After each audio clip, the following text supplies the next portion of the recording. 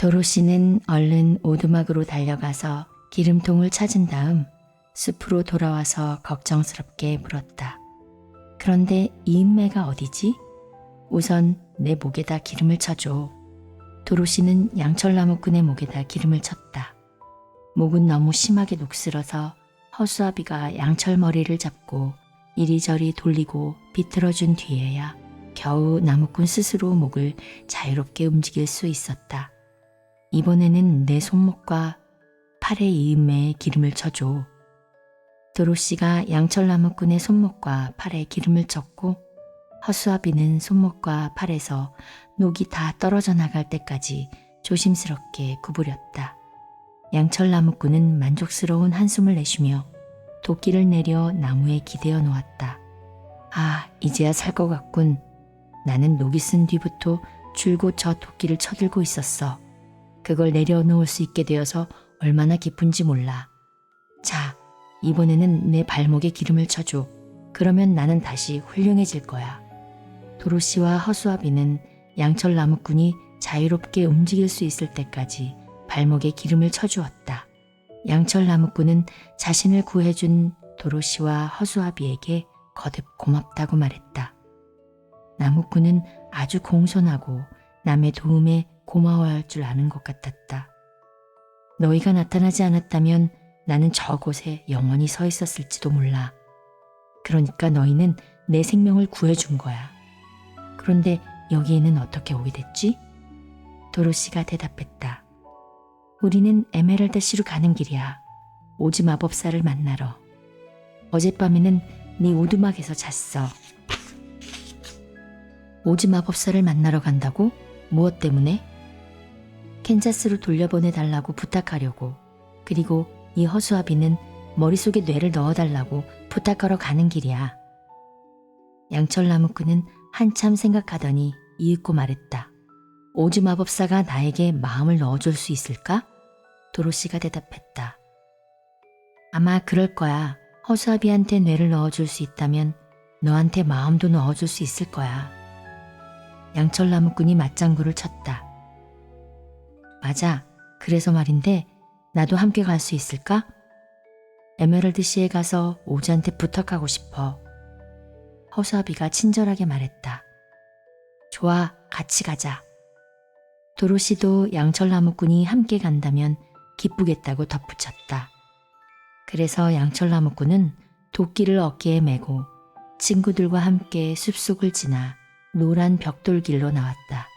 양철나무꾼은 바구니 속에 기름통을 넣어달라고 도로시에게 부탁했다. 비를 맞아서 다시 녹이 슬면 기름통이 필요할 거야. 양철나무꾼이 함께 가게 된 것은 무척 다행스러운 일이었다. 다시 여행을 시작한 지 얼마 지나기도 전에 나뭇가지가 빽빽이 우거져서 도저히 지나갈 수 없는 곳에 이르렀기 때문이다. 그러자 나무꾼은 도끼로 나뭇가지를 쳐내서 순식간에 길을 열었다.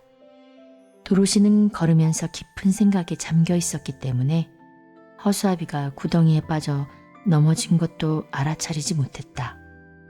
그래서 허수아비는 일으켜달라고 도로시에게 소리를 질러야 했다. 양철나무꾼이 허수아비에게 물었다. 왜 구덩이를 피해서 걷지 않니? 지혜가 없어서 그래. 너도 알겠지만 내 머리는 밀짚으로 채워져 있거든. 그래서 오즈를 찾아가는 거야. 머리를 뇌에 넣어달라고 부탁하려고 말이야. 알겠어. 하지만 두뇌가 세상에서 가장 중요한 것은 아니야. 허수아비가 양철나무꾼에게 물었다. 너한테는 두뇌가 있니? 나무꾼이 대답했다. 아니, 내 머리는 텅 비어 있어. 하지만 한때는 두뇌도 있었고 마음도 있었지. 그러니까 두뇌와 마음을 둘 다 가져본 셈인데 나는 두뇌보다 마음이 더 갖고 싶어. 허수아비가 물었다. 그건 왜? 내 얘기를 듣고 나면 이해하게 될 거야. 숲속을 걷는 동안 양철나무꾼은 이야기를 들려주었다. 나는 숲에서 나무를 베다가 팔아서 생계를 꾸려가는 나무꾼의 아들로 태어났어. 나도 자라서 나무꾼이 되었고 아버지가 돌아가신 뒤에는 내가 늙은 어머니를 보살폈지. 어머니마저 돌아가시자 나는 결혼하기로 마음먹었어. 그래야 쓸쓸하지 않을 테니까. 먼치킨 처녀가 있었는데 정말 아름다운 아가씨였어. 나는 온 마음을 다 바쳐 그 아가씨를 사랑하게 되었지. 그 아가씨가 나한테 약속했어. 내가 더 좋은 집을 지을 수 있을 만큼 돈을 벌면 나랑 결혼하겠다고. 그래서 나는 전보다 더 열심히 일했지. 하지만 아가씨는 어떤 늙은 여자랑 함께 살고 있었는데 그 여자는 아가씨가 누구하고도 결혼하는 걸 바라지 않았어. 그 여자는 너무 게을렀기 때문에 아가씨가 자기 곁에 계속 남아서 요리와 집안일을 해주기를 원했거든. 그래서 여자는 동쪽의 못된 마녀한테 가서 아가씨가 결혼하지 못하게 해주면 양 2마리와 암소 1마리를 주겠다고 약속했지. 그러자 그 못된 마녀는 내 도끼에 마법을 걸었어. 나는 되도록 빨리 새 집과 아내를 얻고 싶어서 그날도 열심히 일하고 있었는데 느닷없이 도끼가 미끄러져 내 왼쪽 다리를 잘랐어. 처음에는 엄청난 불행으로 여겨졌지. 한쪽 다리만으로는 나무꾼 일을 제대로 할 수 없다는 걸 알고 있었으니까. 그래서 나는 땜장이를 찾아가 양철로 새 다리를 만들었어. 일단 양철다리에 익숙해지자 양철다리는 아주 잘 움직였지. 하지만 동쪽의 마녀는 내가 먼치킨 아가씨랑 결혼하지 못하게 하겠다고 늙은 여자와 약속을 했기 때문에 내 행동에 화가 난 거야. 그래서 내가 다시 도끼질을 시작했을 때 도끼가 다시 미끄러지더니 내 오른쪽 다리마저 잘라버렸지. 나는 또 땜장이를 찾아갔고 땜장이는 또다시 양철로 다리 하나를 만들어 주었어. 그 후 마법에 걸린 도끼는 내 2팔을 하나씩 잘라냈지. 하지만 나는 조금도 실망하지 않고 양철로 팔을 만들어 달았어. 그러자 못된 마녀는 다시 도끼를 미끄러지게 해서 이번에는 내 머리를 잘라냈지. 그때는 나도 끝장이라고 생각했어.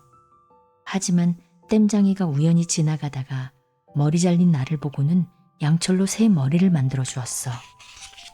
나는 못된 마녀도 이제는 더 이상 나를 해치지 못할 거라고 생각하고 전보다 더 열심히 일했지. 하지만 그 못된 마녀는 상상할 수 없는 이상으로 잔인한 여자였어. 마녀는 먼치킨 아가씨에 대한 내 사랑을 없애기 위해 새로운 수법을 생각해냈고 도끼가 이번에는 내 몸통을 둘로 쪼개버린 거야. 또다시 땜장이가 나를 도우러 와서 양철로 몸통을 만든 다음 거기에 양철로 만든 팔과 다리와 머리를 이어 붙였지. 그래서 나는 다시 전처럼 돌아다닐 수 있었어. 하지만 이제는 나한테 마음이 없기 때문에 먼치킨 아가씨에 대한 사랑을 모두 잃어버렸고 아가씨랑 결혼을 하든 말든 그런 것에는 관심도 갖지 않게 되었지. 그 아가씨는 아마 지금도 내가 찾아오기를 기다리면서 그 못된 여자랑 함께 살고 있을 거야. 나는 햇빛을 받으면 온몸이 눈부시게 빛나기 때문에 내 몸이 무척 자랑스러웠어. 게다가 이제는 도끼도 나를 해칠 수 없으니까 도끼가 미끄러져도 걱정할 게 없었지. 위험은 한 가지뿐이었어. 내 몸의 이음새에 녹이 쓸 수 있다는 것. 나는 오두막에 기름통을 놓아두고 늘 신경 써서 필요할 때마다 내 몸에 기름을 쳤지. 그런데 하루는 이 일을 깜빡하고 잊고 있다가 그만 폭우를 만나게 되었어. 그래서 내 몸은 온통 녹이 쓸어버렸어. 그래서 너희가 와서 구해줄 때까지 숲속에 꼼짝없이 서 있었던 거야. 끔찍한 경험이었지만 거기에 1년 남짓 서 있는 동안 생각할 시간이 아주 많았어. 이런저런 생각 끝에 마음을 잃어버린 것이야말로 가장 큰 손실이라는 결론을 얻게 되었지. 사랑에 빠져 있을 때 나는 세상에서 가장 행복한 사람이었어. 하지만 마음이 없으면 남을 사랑할 수가 없어. 그래서 나는 오즈한테 마음을 달라고 부탁하기로 결심한 거야. 오즈가 마음을 주면 나는 먼치킨 아가씨한테 돌아가서 결혼할 거야. 도로시와 허수아비는 양철나무꾼의 이야기를 흥미롭게 들었다. 그리고 그제야 왜 양철나무꾼이 그토록 새 마음을 가지고 싶어 하는지를 알게 되었다. 허수아비가 말했다. 그래도 나는 마음 대신 두뇌를 달라고 부탁할 거야. 바보는 마음을 가지고 있어도 그것으로 뭘 해야 할지 모를 테니까. 그러자 양철나무꾼은 이렇게 대꾸했다. 나는 마음을 택하겠어. 두뇌는 사람을 행복하게 만들지 못하고 행복은 이 세상에서 가장 좋은 것이니까. 도로시는 두 친구 가운데 누가 옳은지 알 수가 없었다. 그래서 아무 말도 하지 않은 채 잠자코 걷고 있었다. 캔자스에 있는 아저씨와 아줌마한테 돌아갈 수만 있다면 양철 나무꾼한테 마음이 있든 없든 허수아비한테 두뇌가 있든 없든 나무꾼과 허수아비가 각자 원하는 것을 얻든 말든 자기하고는 아무 상관이 없다고 생각했다. 지금 도로시의 가장 큰 걱정거리는 빵이 거의 다 떨어졌다는 것이었다. 도로시와 토토가 한 끼만 더 먹으면 바구니가 텅 비어버릴 터였다. 물론 양철 나무꾼과 허수아비는 아무것도 먹지 않았지만 도로시는 양철이나 밀짚으로 만들어지지 않았기 때문에 음식을 먹지 않고는 살 수가 없었다. 겁쟁이 사자. 울창한 숲속에 나 있는 길은 한없이 계속되고 있었다. 길에는 여전히 노란 벽돌이 깔려 있었지만 마른 나뭇가지와 가랑잎이 잔뜩 덮여 있어서 걷기 힘든 곳이 한두 군데가 아니었다. 그곳에는 새들이 거의 없었다. 새들은 햇빛이 많은 탁 트인 곳을 좋아하기 때문이다. 그 대신 이따금 나무들 사이에 숨어있는 짐승들이 우는 소리가 들려오곤 했다. 으르렁거리는 소리가 들리면 도로시는 무엇이 그런 소리를 냈는지 몰라서 가슴이 두근거렸다. 그러나 토토는 알고 있었다. 그래서 도로시 옆에 바싹 붙은 채 짖으려고도 하지 않았다. 도로시는 걱정이 되어서 양철나무꾼에게 물었다. 이 숲을 빠져나가려면 얼마나 오래 걸릴까? 양철나무꾼이 대답했다. 글쎄, 에메랄드 시에는 가본 적이 없어서 말이야. 그렇지만 내가 어렸을 적에 우리 아버지가 한번 거기에 다녀오신 적이 있었는데 오지가 살고 있는 도시는 무척 아름답지만 거기까지 가는 길은 멀고 험하다고 말씀하셨지. 하지만 나는 기름통만 있으면 두려울 게 없고 허수아비는 불붙은 성냥만 아니면 어떤 것도 겁나지 않고 도로시 너는 이마에 착한 마녀의 입맞춤 자국이 있으니까 너를 위험에서 보호해 줄 거야. 하지만 토토는 무엇이 보호해 주지? 토토가 위험에 빠지면 우리가 보호하면 돼. 양철나무꾼이 이렇게 대답했을 때였다. 숲속에서 어흥 하는 소리가 들려오더니 난데없이 커다란 사자 한 마리가 길로 뛰쳐나왔다. 사자가 앞발로 한번 후려치자 허수아비는 길가로 대굴대굴 굴러갔다. 이어서 사자는 날카로운 발톱으로 양철나무꾼을 공격했다. 나무꾼은 길바닥에 쓰러져 가만히 누워 있었지만 양철에 아무 자국도 남지 않은 것을 보고 사자는 깜짝 놀랐다. 토토는 적이 눈앞에 나타났기 때문에 큰 소리로 짖으면서 사자를 향해 달려갔다. 사자는 큰 입을 벌리고 토토에게 덤벼들려고 했다. 그러자 토토가 사자한테 물려 죽을까봐 겁이 난 도로시는 위험도 아랑곳하지 않고 달려갔다. 그리고 사자의 코를 힘껏 후려치면서 소리쳤다. 물지 마. 커다란 짐승이 조그만 강아지한테 덤비다니 부끄럽지도 않니? 사자가 도로시한테 얻어맞은 콧등을 앞발로 문지르며 말했다. 난 물지 않았어. 하지만 물려고 했잖아. 넌 덩치만 크지 겁쟁이구나. 사자가 부끄러워서 고개를 떨어뜨리며 말했다. 그래, 난 겁쟁이야. 그건 전부터 알고 있었어. 하지만 달리 방법이 없는걸? 정말 한심하다. 밀짚으로 만든 허수아비나 걷어차고. 밀짚으로 만들었다고? 사자는 도로시가 허수아비를 일으켜 세우고 손바닥으로 탁탁 두드려서 모양을 바로잡아주는 모습을 보고 놀라서 물었다. 도로시는 아직도 화가 나서 퉁명스럽게 대답했다. 그래. 그래서 그렇게 쉽게 나동그러졌구나. 조금 스쳤을 뿐인데 대굴대굴 구르는 걸 보고 나도 깜짝 놀랐어. 그럼 저기 있는 사람도 밀짚으로 만든 허수아비니? 아니, 저 사람은 양철로 만들어졌어. 도로시는 이렇게 말하고 양철 나무꾼을 일으켜 세워주었다. 사자가 말했다. 그래서 내 발톱이 먹혀들지 않았구나. 발톱이 양철에 긁히는 순간 나도 오싹했어. 그런데 네가 그렇게 소중히 여기는 저 작은 동물은 뭐지? 내 강아지 토토야. 저것도 양철로 만들어졌니? 아니면 속에 밀짚이 들어있나? 둘 다 아니야. 토토는 고기로 만들어진 개야. 아주 희한한 동물이군.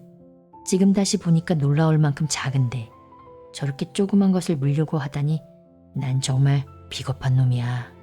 도로시는 망아지만큼 커다란 짐승을 놀란 눈으로 바라보며 물었다. 그런데 어쩌다 그렇게 겁쟁이가 됐니? 아무래도 난 태어날 때부터 겁쟁이였나 봐. 숲속에 사는 짐승들은 모두 내가 용감할 거라고 생각하지. 사자라면 누구나 동물의 왕이라고 알고 있으니까. 내가 으르렁거리는 건 다 까닭이 있어서 그래. 내가 어흥 하고 울면 모두 깜짝 놀라서 달아나 버린다는 걸 알았거든.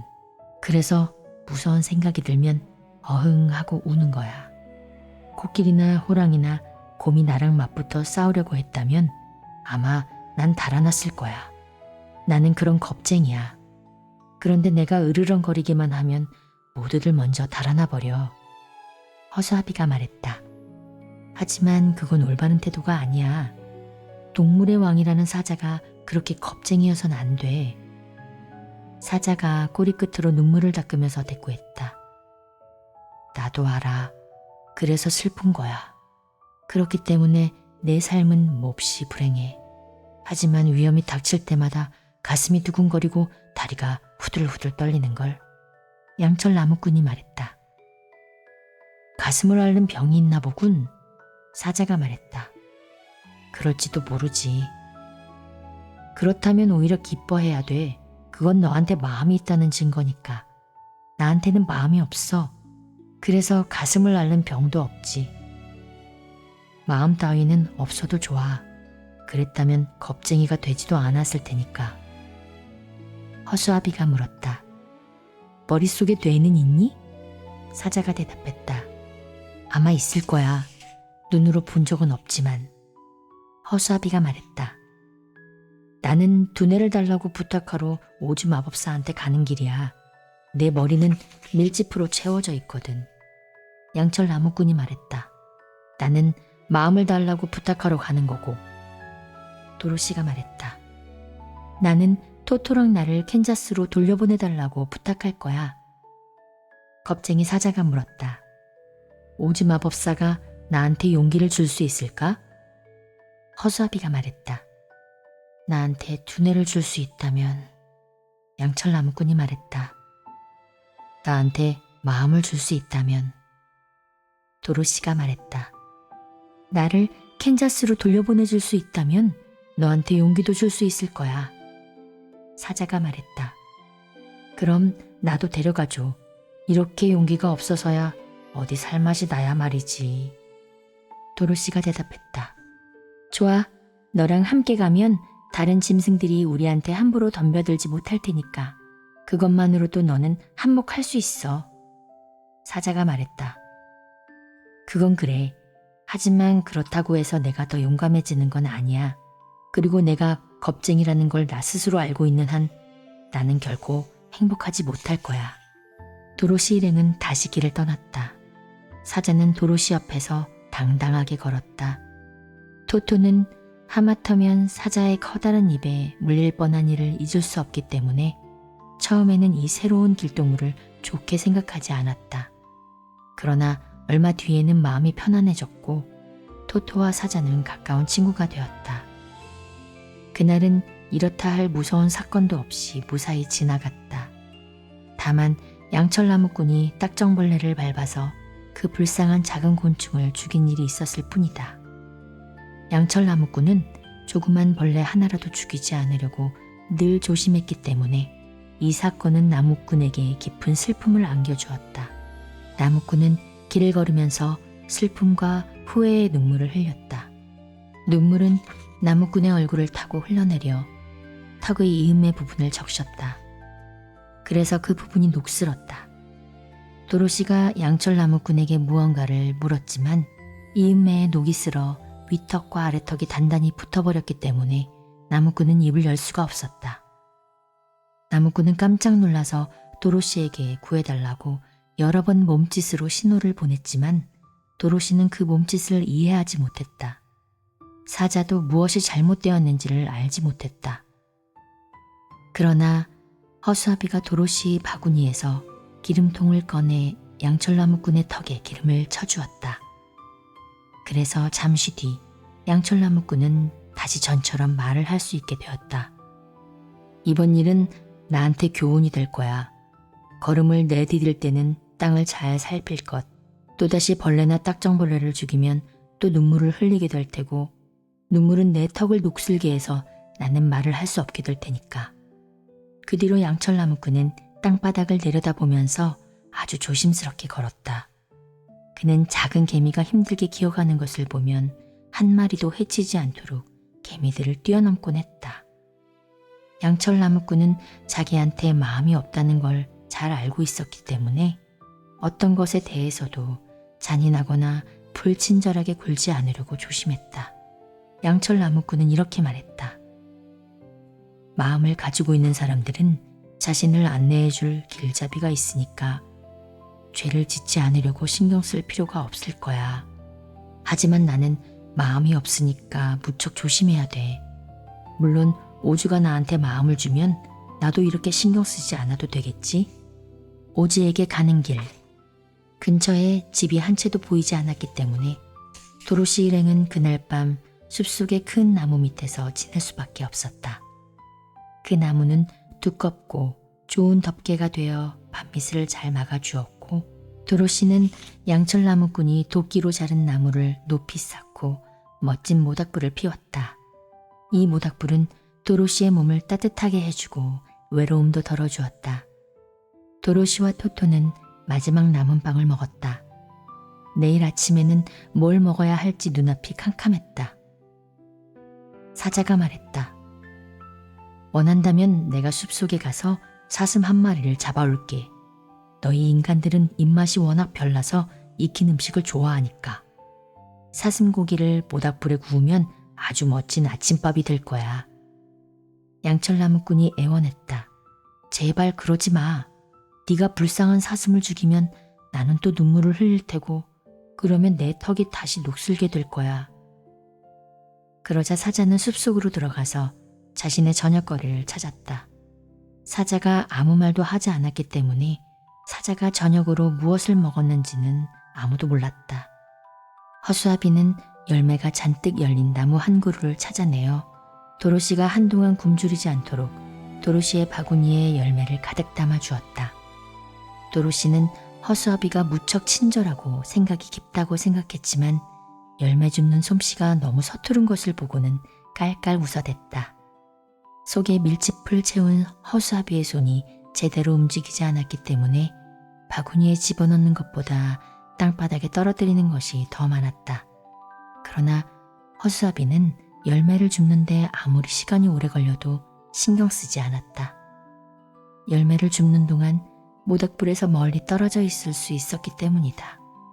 허수아비는 불똥이 튀어 자기 몸을 몽땅 태워버리지나 않을까 두려워했다. 그래서 도로시가 잠을 자려고 누웠을 때 가랑잎으로 도로시를 덮어주려고 딱 한 번 모닥불 가까이 다가왔을 뿐 줄곧 모닥불에서 멀리 떨어져 있었다. 가랑잎 이불은 도로시를 따뜻하게 해주었다. 덕분에 도로시는 아침까지 단잠을 잘 수 있었다. 아침이 되었다. 도로시는 잔 물결을 일으키며 흐르는 작은 개울로 가서 세수를 하고 어제 저녁에 허수아비가 따다 준 열매를 먹은 다음 에메랄드 실을 향해 길을 떠났다. 이날은 도로시 일행에게 많은 사건이 일어난 날이었다. 길을 떠난 지 1시간도 지나기 전에 그들은 골짜기를 만났다. 골짜기 때문에 길이 끊겨 있었다. 더구나 그 골짜기는 길 양쪽으로 끝없이 이어져 있었다. 골짜기 가장자리까지 조심조심 다가가서 아래를 내려다보니 폭도 넓은 데다 깊이도 무척 깊다는 것을 알 수 있었다. 게다가 밑바닥에는 톱니처럼 깔쭉깔쭉한 바위들이 잔뜩 깔려 있었다. 비탈은 아무도 내려갈 수 없을 만큼 가팔랐다. 여기서 여행을 끝낼 수밖에 없을 것 같았다. 도로시가 절망하며 말했다. 이제 어떡하지? 양철나무꾼이 말했다. 나는 아무 생각도 떠오르지 않아. 사자는 무성한 갈기를 흔들며 생각에 잠긴 표정을 지었다. 허수아비는 이렇게 말했다. 하늘을 날아서 갈 수도 없고 그렇다고 이 깊은 골짜기를 기어서 내려갈 수도 없어.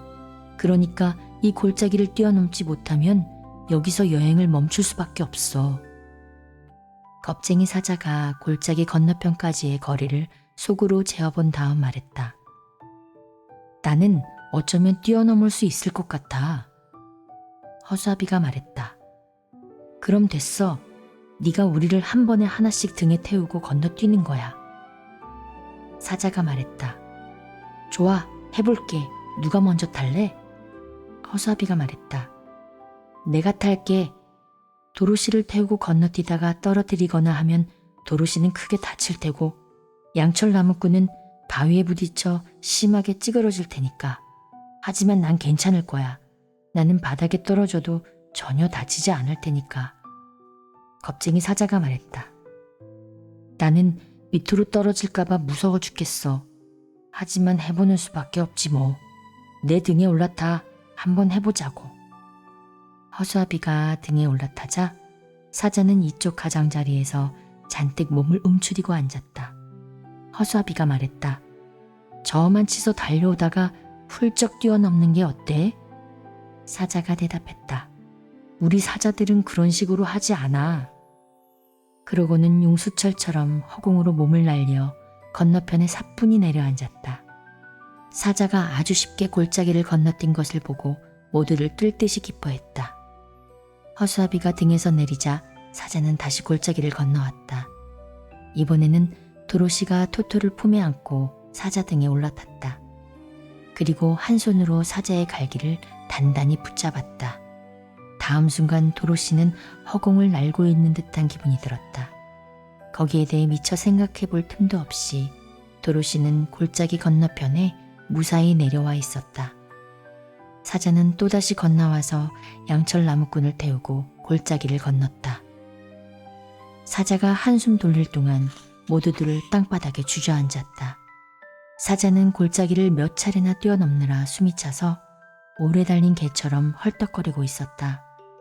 건너편 숲은 너무 울창해서 어둡고 음산해 보였다. 사자가 잠시 쉬면서 한숨 돌리고 나자 도로시 일행은 노란 벽돌길을 따라 걷기 시작했다. 언젠가 숲이 끝나는 곳에 이르러 다시 찬란한 햇빛을 볼 수 있는 걸까 하고 저마다 불안에 사로잡혀 있었다. 가뜩이나 불안한데 얼마 가기도 전에 깊은 숲속에서 괴상한 소리가 들려왔다. 겁쟁이 사자는 그 소리를 듣더니 그만 벌벌 떨면서 작은 목소리로 말했다. 여기는 칼리다들이 사는 곳이야. 틀림없어. 도로시가 물었다. 칼리다? 그게 뭔데? 굉장히 무서운 짐승이야. 몸뚱이는 곰 같고 머리는 호랑이처럼 생겼는데 발톱이 무척 길고 날카로워서 핥히기만 해도 나 같은 건 단번에 2조각 나고 말 거야. 마치 내가 토토를 해치는 것처럼 말이야. 아이고 무서워. 빨리 이 숲을 빠져나가야 해. 그래, 네가 그럴 만도 하다. 정말 무서운 짐승인가 보구나. 사자가 뭐라고 말하려는 순간 그들 앞에 또 다른 골짜기가 나타났다. 이번 골짜기는 너무 넓고 깊어서 사자도 건너뛸 수는 없는 모양이었다.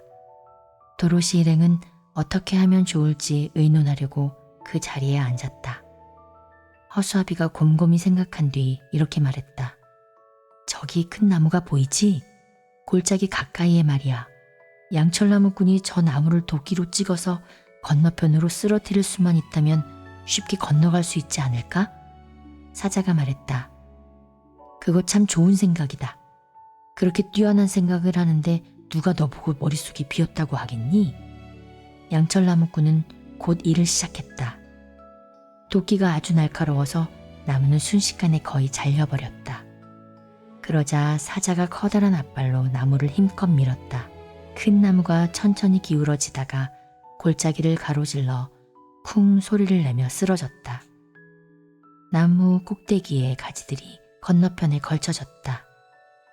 도로시 일행이 이 별난 외나무 다리를 막 건너기 시작했을 때 날카롭게 으르렁대리는 소리가 뒤에서 들려왔다. 모두 놀라서 돌아보니 곰 같은 몽둥이에 머리는 호랑이 같은 커다란 짐승 2마리가 달려오고 있었다. 모두들 공포에 사로잡혔다. 겁쟁이 사자가 부들부들 떨면서 말했다. 저게 칼리다야. 허수아비가 외쳤다. 빨리 다리를 건너자. 도로시가 토토를 껴안고 먼저 다리를 건넜다. 양철나무꾼이 그 뒤를 따랐고 허수아비가 다음 차례였다. 사자는 겁이 났지만 돌아서서 칼리다들과 맞섰다. 사자가 큰 소리로 으르렁거리자 도로시는 깜짝 놀라서 비명을 질렀고 허수아비는 뒤로 나자빠졌고 무서운 짐승들조차 놀라서 걸음을 멈추고 사자를 쳐다보았다. 그러나 칼리다들은 사자가 자기들보다 몸집이 작은 데다가 자기들은 둘인데 사자는 혼자뿐인 걸 알고는 다시 달려왔다. 사자는 재빨리 외나무 다리를 건넌 다음 칼리다들이 어떻게 하는지 보려고 돌아섰다.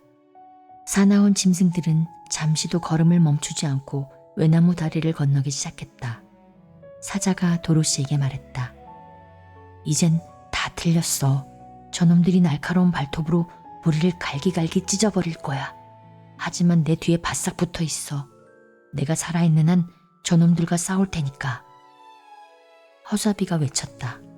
잠깐 기다려. 줄곧 좋은 방법을 생각하고 있던 허수아비는 양철나무꾼에게 골짜기 이쪽에 걸쳐있는 나무를 잘라버리라고 했다.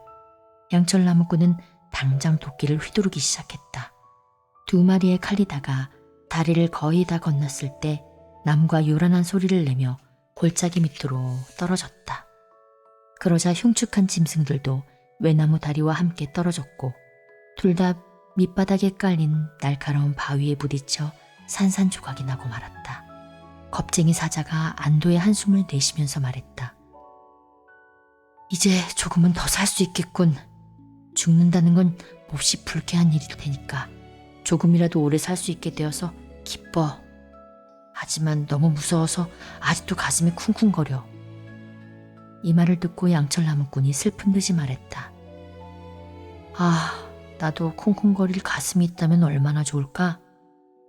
이 일을 겪은 뒤 나그네들은 빨리 이 숲을 빠져나가고 싶은 마음이 전보다 더욱 간절해졌다. 그래서 자연히 걸음이 빨라졌고 도로시는 금세 지쳐서 사자 등에 올라타야 했다. 얼마쯤 가니까 숲이 끝나고 넓은 풀밭이 나타났다. 그러나 풀밭을 지나자 이번에는 넓은 강이 눈앞에 나타났다. 강 건너편에는 아름다운 땅이 보였고 노란 벽돌길이 이어지고 있었다. 푸른 초원에는 울긋불긋한 꽃들이 가득 피어 있고 길 양쪽에는 맛있는 과일이 주렁주렁 매달린 나무가 줄지어 있었다. 도로시와 친구들은 그 아름다운 초원을 보고 기뻐했지만 이 강을 어떻게 건너느냐 하는 것은 큰일이었다. 도로시가 말했다. 이 강을 어떻게 건너지? 그러자 이번에도 허수아비가 말했다. 그건 쉬운 일이야. 양철나무꾼한테 뗏목을 만들라고 하면 돼. 뗏목만 만들면 이까지 강쯤 금방 건널 수 있으니까. 양철나무꾼은 도끼로 나무를 베어 뗏목을 만들기 시작했다. 나무꾼이 바쁘게 일하는 동안 허수아비는 강 기슭에서 맛있는 과일이 잔뜩 매달린 나무 한 그루를 찾아냈다. 온종일 딱딱한 열매밖에 먹지 못한 도로시는 무척 기뻐하며 맛있게 익은 과일을 실컷 먹었다.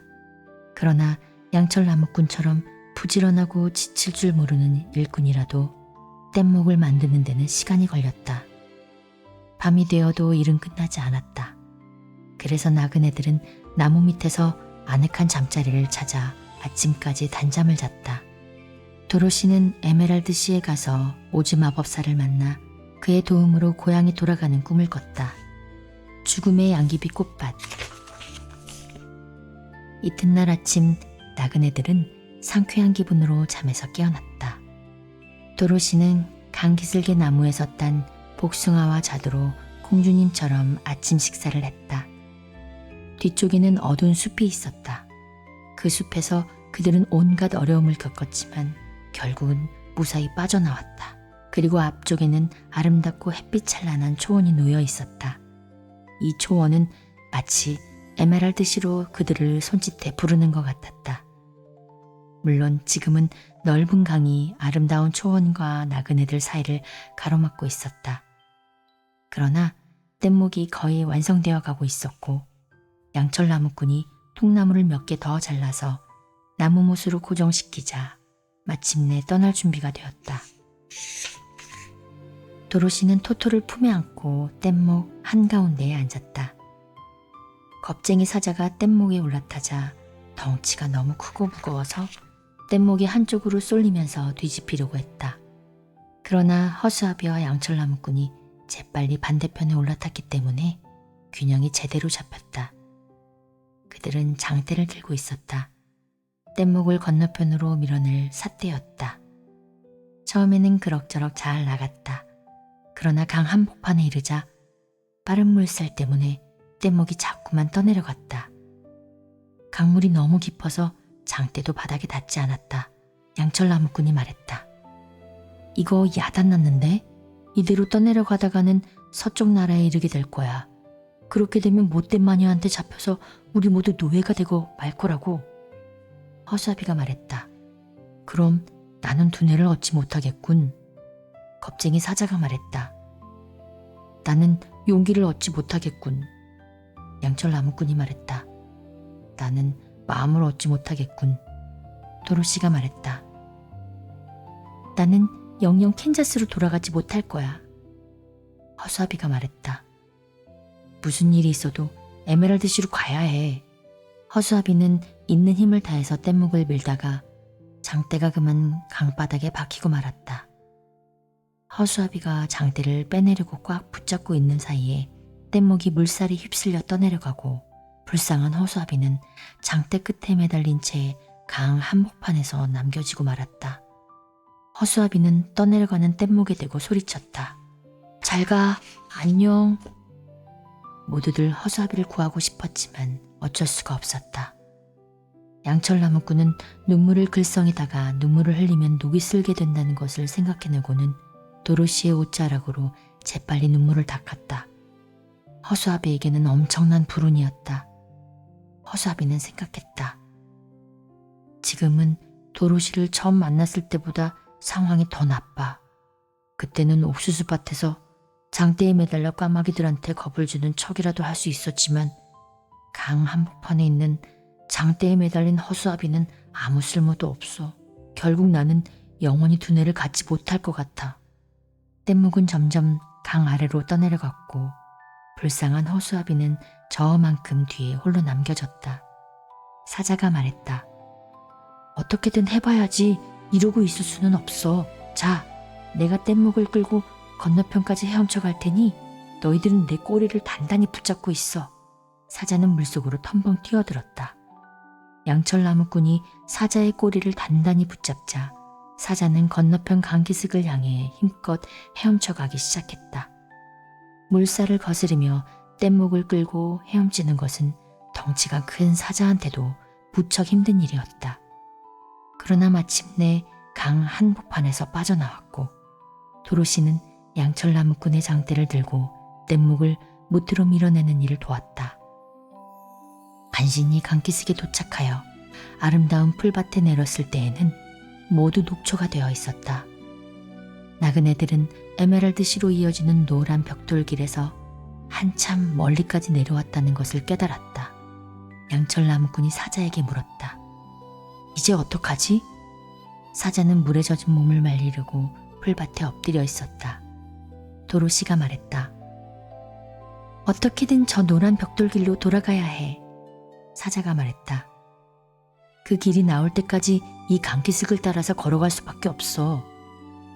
잠시 휴식을 취한 뒤 도로시는 바구니를 집어들고 친구들과 함께 풀이 돋아난 강기슭을 따라 걷기 시작했다. 강물에 떠내려오기 전에 바로 눈앞에 보이던 노란 벽돌길을 향해 강 위쪽으로 거슬러 올라가는 것이다. 지금까지 걸어온 숲속이나 들판과는 달리 그곳은 퍽 아름다운 곳이었다. 온갖 꽃들과 과일나무와 햇빛이 그들의 기운을 북돋워 주었다.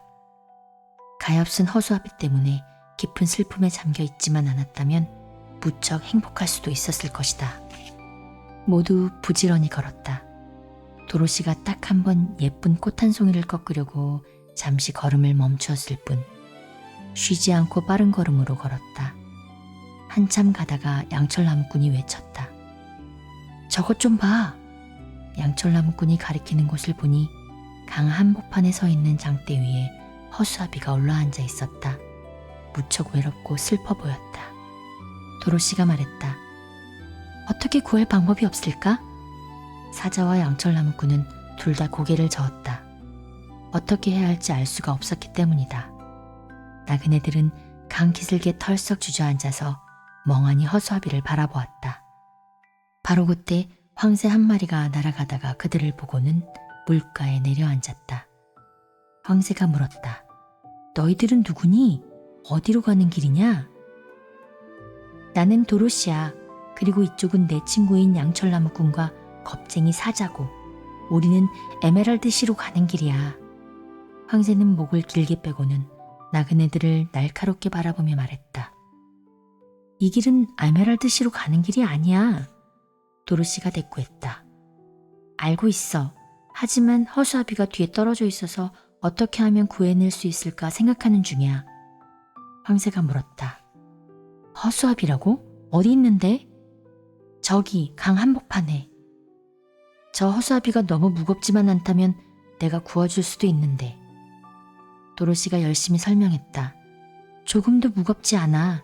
허수아비는 밀짚으로 만들어졌거든. 황새야, 부탁할게. 허수아비를 구해주면 우리는 영원히 너를 고맙게 생각할 거야. 좋아, 한번 해볼게.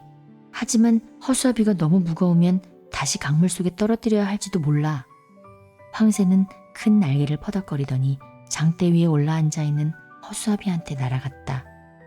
그러고는 커다란 발톱으로 허수아비의 어깨를 움켜잡고 허공으로 들어올려 도로시와 사자와 양철나무꾼과 토토가 있는 곳으로 데려왔다. 허수아비는 친구들을 다시 만나자 너무 기뻐서 친구들을 모두 끌어안았다. 사자와 토토까지도 끌어안았다. 다시 걷기 시작했을 때 허수아비는 한 걸음 내딜 때마다 딴따라라 딴따라라 딴따라라 하고 노래를 불렀다. 허수아비는 기분이 아주 좋았다. 나는 강 한복판에 영원히 남아있어야 할 줄 알았어. 하지만 마음씨 고운 황새가 나를 구해주었지. 내가 두뇌를 갖게 된다면 꼭 황새를 찾아와서 고맙다는 인사를 할 거야. 도로시 일행과 나란히 날아오던 황새가 말했다. 괜찮아. 나는 언제나 공경에 빠진 사람을 도와주기를 좋아하니까 이제 가봐야겠어. 아이들이 집에서 기다리고 있거든. 그럼 잘 가요. 에메랄드시에 가서 오주의 도움을 받을 수 있기를 기도할게. 도로시가 대답했다. 고마워. 친절한 황새는 공중으로 날아오르더니 곧 어디론가 사라졌다. 도로시와 친구들은 울긋불긋한 새들이 지저귀는 소리를 듣고 아름다운 꽃들을 바라보며 내쳐 걸었다. 길 양쪽에는 갖가지 예쁜 꽃들이 양탄자처럼 뒤덮여 있었다. 노란색과 하얀색, 파란색, 보라색 꽃들이 큼지막하게 피어 있었고 소담스럽게 무더기로 피어있는 빨간 양귀비꽃들은 색깔이 너무 화려해서 도로시는 눈이 부실 지경이었다. 도로시는 그윽한 꽃향기를 들이마시면서 말했다. 어머나 예뻐라. 허수아비가 말했다. 나도 머릿속에 뇌가 들어있다면 꽃을 더 좋아하게 될 거야. 양철나무꾼이 덧붙였다. 나한테 마음이 있다면 꽃을 사랑할 텐데. 사자가 말했다. 나는 언제나 꽃을 좋아했지. 꽃은 너무나 연약해 보여. 그런데 이렇게 아름다운 꽃은 처음 봐. 갈수록 양귀비꽃이 점점 많아지고 다른 꽃들은 점점 줄어들었다. 도로시와 친구들은 드넓은 양귀비 꽃밭 한복판에 들어와 있었다. 양귀비 꽃이 한 곳에 많이 피어 있으면 향기가 너무 짙어서 그 향기를 오래 맡으면 잠이 들게 된다. 그리고 잠든 사람을 다른 데로 빨리 옮기지 않으면 잠에서 영영 깨어나지 못한다. 이런 사실은 이제 널리 알려져 있지만 도로시는 그런 줄도 모르고 양귀비 꽃밭을 천천히 걷고 있었다. 그러는 동안에 도로시는 눈꺼풀이 점점 무거워지고 몹시 졸렸다. 도로시는 앉아서 잠을 좀 자야겠다고 생각했다. 그러나 양철나무꾼이 그렇게 하도록 내버려 두지 않았다. 어두워지기 전에 서둘러서 노란 벽돌길로 돌아가야 돼. 허수아비도 같은 생각이었다. 그래서 그들은 계속 걸었지만 마침내 도로시가 더 이상 서 있을 수도 없는 지경에 이르렀다. 눈이 저절로 스르르 감기자 도로시는 양귀비꽃 사이에 털썩 주저앉아 쿨쿨 잠이 들고 말았다. 양철나무꾼이 물었다. 어떻게 하면 좋지? 사자가 말했다. 여기서 잠들면 죽는다고. 이 양귀비꽃 향기는 너무 독해서 우리를 모두 죽이고 말 거야. 나도 눈을 뜨고 있기가 힘들 지경이야. 저것 봐, 토토도 어느새 졸고 있어. 정말 그랬다. 토토도 도로시 옆에 쓰러져 있었다. 허수아비와 양철나무꾼은 살로 만들어진 사람이 아니기 때문에 꽃향기 따위는 아무리 맡아도 아무렇지 않았다. 그러나 사자까지 잠들어 버리면 큰일이었다. 허수아비가 사자에게 소리쳤다. 사자야, 빨리 뛰어가. 되도록 빨리 이 죽음의 꽃밭에서 도망쳐. 도로시는 우리가 어떻게든 데리고 나가겠지만 너는 덩치가 너무 커서 네가 잠들면 우리가 옮길 수가 없을 거야. 사자는 졸음을 쫓으며 힘껏 앞으로 내달렸다.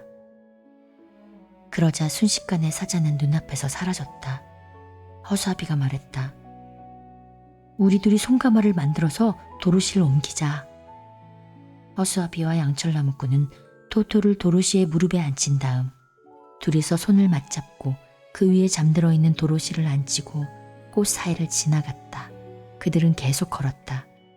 양탄자처럼 펼쳐져 있는 죽음의 꽃밭은 영원히 끝나지 않을 것 같았다.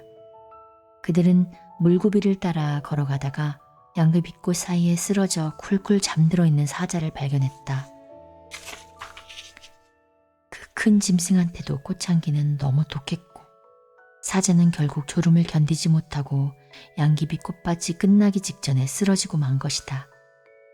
바로 코앞에는 향긋한 초록빛 풀밭이 드넓게 펼쳐져 있었다. 양철나무꾼이 슬픈 목소리로 말했다.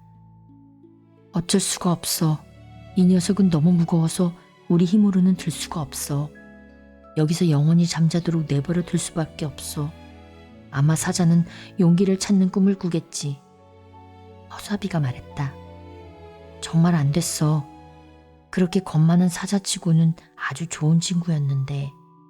허수아비와 나무꾼은 잠들어 있는 도로시가 더 이상 독한 양귀비꽃 향기를 맡지 않도록 양귀비꽃밭에서 멀리 떨어진 강기슭의 풀밭으로 데려갔다. 그러고는 도로시를 부드러운 풀밭 뒤에 가만히 눕히고 신선한 산들바람이 도로시를 잠에서 깨워주기를 기다렸다. 들쥐들의 여왕. 도로시는 아직도 깊이 잠들어 있었다. 도로시 옆에 서 있던 허수아비가 양철나무꾼에게 말했다. 노란 벽돌길은 여기서 그리 멀지 않은 곳에 있을 거야. 아까 강물에 떠내려간 거리만큼 걸어왔으니까. 양철나무꾼이 뭐라고 대답하려는 순간 멀리서 나지막하게 으르렁거리는 소리가 들려왔다. 나무꾼이 그쪽으로 고개를 돌려보니 괴상하게 생긴 짐승 하나가 풀밭 위를 펄쩍거리며 달려오고 있었다. 몸집이 커다란 노란 살쾡이였는데 자세히 보니 무언가를 쫓고 있는 게 분명했다. 두 귀는 머리에 바싹 달라붙어 있고 날카로운 이빨이 다 보일 정도로 입을 크게 벌린 채 빨간 눈을 불덩이처럼 번뜩이고 있었기 때문이다. 살쾡이가 가까이 다가왔을 때에야 양철나무꾼은 작은 들쥐 한 마리가 쫓기고 있는 것을 알았다. 양철나무꾼은 비록 마음은 없었지만 살쾡이가 저렇게 작고 귀여운 동물을 해치는 것은 잘못이라는 생각이 들었다. 그래서 나무꾼은 도끼를 치켜든 채 기다리고 있다가 살쾡이가 옆을 지나는 순간 그 짐승의 머리를 재빨리 도끼로 내리쳤다. 살쾡이는 몸을 몇 번 팽그르르 돌리더니 그만 그 자리에 쓰러져 죽고 말았다. 들쥐는 살쾡이가 죽은 것을 보고는 곧 걸음을 멈추었다. 그리고 양철나무꾼한테 천천히 다가오더니 찍찍거리는 작은 목소리로 말했다. 고맙습니다. 제 목숨을 구해주셔서 정말 고맙습니다. 그렇게 고맙다고 인사를 하니 뭐라고 할 말이 없군. 나는 마음이 없으니까 말이야. 누구든 불쌍한 사람을 보면 어떡하든 도와주고 싶다는 생각이 들 뿐이야. 아무리 하찮은 쥐새끼 같은 동물일지라도. 하찮은 쥐새끼라고요? 이래봬도 나는 여왕이라고요. 모든 들쥐들의 여왕. 나무꾼은 공손하게 절을 했다. 아이고, 그렇습니까? 그러니까 내 목숨을 구해준 것은 용감한 행동일 뿐만 아니라 아주 훌륭한 행동이기도 하답니다. 그때 들쥐 몇 마리가 짧은 다리를 최대한 빨리 움직이며 달려오는 것이 보였다. 들쥐들은 여왕 들쥐를 보더니 큰 소리로 외쳤다. 여왕님, 저희들은 여왕님께서 살쾡이한테 붙잡혀 돌아가신 줄 알았습니다. 그런데 그 못된 살쾡이한테서 어떻게 도망치셨습니까? 들쥐들은 모두 여왕 들쥐한테 허리를 굽혔다. 허리를 너무 깊이 굽혀서 그 모양이 머리를 땅에 대고 물구나무 서기를 하는 것 같았다. 여왕 들쥐가 대답했다. 이 괴상하게 생긴 분이 살쾡이를 죽이고 나를 구해주셨다. 그러니까 너희들은 앞으로 이분을 잘 받들어야 한다. 알겠느냐? 네, 분부대로 따르겠습니다. 모든 쥐들이 한 목소리로 크게 대답했다. 바로 그때 토토가 잠에서 깨어났다. 토토는 주위에 쥐들이 많이 있는 것을 보고는 멍멍 짖으며 들쥐떼에게 곧장 달려들었다. 캔자스에서 살 때도 토토는 쥐를 쫓아다니는 것을 재미있어 했고 그렇게 하는 것이 나쁘다고 생각하지 않았다. 들쥐들은 풀숲으로 뿔뿔이 달아났다. 그러자 양철나무꾼이 재빨리 토토를 붙잡아 안고는 들쥐들에게 소리쳤다. 괜찮아, 돌아와. 토토는 너희들을 해치지 않을 거야. 여왕 들쥐는 풀숲에서 고개만 삐죽 내민 채 겁먹은 목소리로 조심조심 물었다. 정말로 괜찮아요? 물지 않을까요? 괜찮아. 내가 붙들고 있으니까 걱정 말고 어서들 이리 나와. 들쥐들이 한 마리씩 살금살금 다가왔다. 토토는 짖지는 않았지만 나무꾼의 품에서 빠져나가려고 버둥거렸다. 나무꾼이 양철로 만들어져 있다는 것을 몰랐다면 토토는 아마 나무꾼을 물었을 것이다. 마침내 가장 큰 들쥐가 말했다. 우리 여왕님을 구해주셨는데 그 보답으로 저희가 도와드릴 일이 없을까요? 양철나무꾼이 대답했다. 내가 아는 한 아무것도 없어. 그러나 늘 생각을 하려고 애를 쓰지만 머릿속에 밀집만 들어있어서 생각을 할 수 없는 허수아비가 재빨리 말했다. 아니, 있어. 너희들은 우리 친구를 구해줄 수 있어. 겁쟁이 사자가 저쪽 양귀비 꽃밭에서 잠이 들었는데 그 사자를 좀 구해줘. 여왕 들쥐가 말했다. 사자라고요? 사자가 깨면 우리를 몽땅 잡아먹을 텐데요. 허수아비가 자신 있게 말했다. 그렇지 않아. 사자는 겁쟁이니까. 그게 정말인가요? 자기 입으로 그렇게 말했어. 그리고 우리 친구를 잡아먹다니 그게 말이 되니? 그러니까 좀 도와줘야겠어. 너희가 우리를 도와서 사자를 구해주면 사자는 너희들한테 아주 친절하게 대할 거야. 내가 약속할게. 좋아요. 당신 말을 믿기로 하죠. 그럼 어떻게 하면 되죠? 너는 여왕이니까 이 들판에 있는 들쥐들을 다 불러올 수 있을 거야. 너를 따르는 들쥐가 모두 몇 마리나 되지? 아마 수천 마리는 될걸요? 그러면 그 들쥐한테 긴 끈을 하나씩 가져오라고 명령해줘. 되도록 빨리.